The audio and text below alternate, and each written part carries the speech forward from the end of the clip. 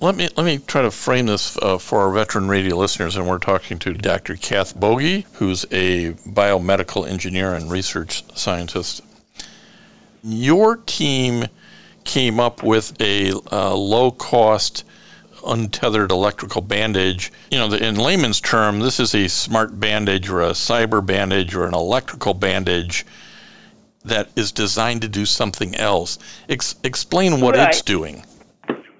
So what the smart bandage is doing is delivering, this is why it's used for chronic wounds, it's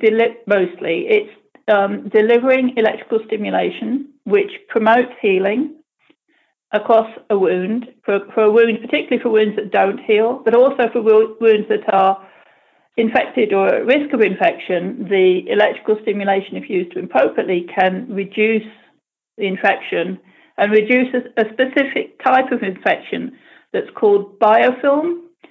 So when you look at an infection, you can usually see it. It looks nasty, it smells nasty, and you know there's an infection there.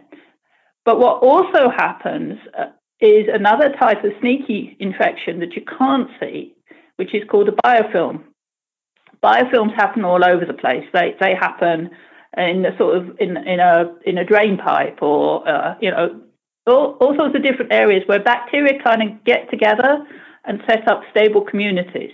And unfortunately, when that happens in a wound, it stops that wound. It really slows down the healing. And antibiotics don't work.